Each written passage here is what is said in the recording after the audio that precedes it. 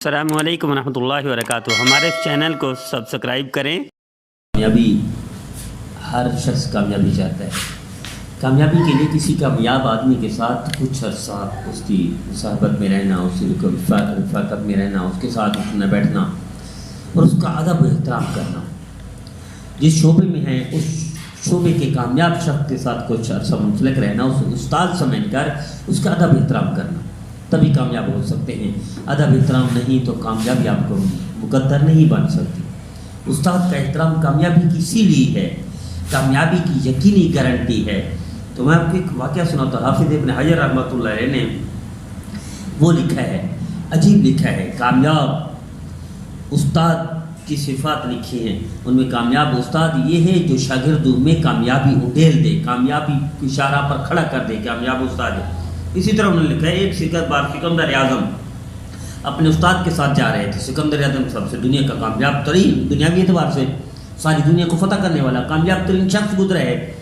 سکندر اپنے استاد کے ساتھ جا رہا تھا، غالباً ارسطو تھے یا دوسرے استاد تھے۔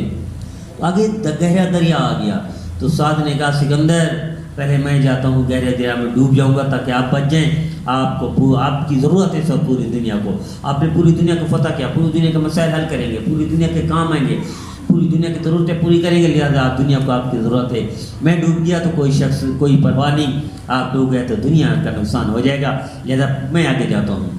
سکندر اعظم وہ بھی استاد کے احترام سے واقف تھا، وہ جانتا تھا استاد کی وجہ سے مجھے کامیابی ملی ہے، استاد کے احترام نے، استاد کی عظمت نے مجھے پوری دنیا میں کامیاب شخص بنا دیا۔ وہ مسکرایا سکندر اعظم اور آگے بڑھ گیا، دریا میں کود گیا کہ میں کودتے ہوئے چلتے ہوئے اس نے کہا، استاد محترم اگر وہ میں مر گیا تو ایک شاگرد مر گیا، چاہے وہ کامیاب بھی ہے، ایک کامیاب طالب علم مر گیا، ایک شاگرد مر گیا، ایک شخص مر گیا، ڈوب گیا سن، لیکن اگر آپ ڈوب گئے تو ساری کائنات ڈوب گئی، اور آپ بچ گئے اور میں ڈوب گیا تو مجھے سکندر اعظم بنانے والے، مجھے کامیاب شخص بنانے والے، مجھے چوٹیوں بلندیوں پر پہنچانے والے تو استاد آپ ہیں۔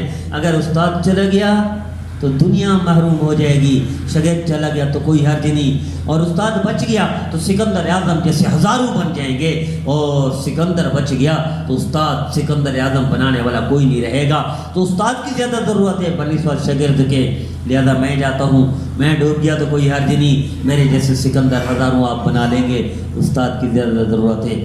اس ادب نے اور اس احترام نے سکندر اعظم کو سکندر اعظم بنا دیا اور سکندر اعظم کو کامیاب شخص بنا دیا۔ تو آئیے ہم بھی اگر کامیابی چاہتے ہیں تو اپنے فن میں کسی کامیاب شخص جس شعبے میں ہیں کامیاب شخص کے ساتھ منسلک رہیں اور پھر اس کا ادب و احترام بھی کریں۔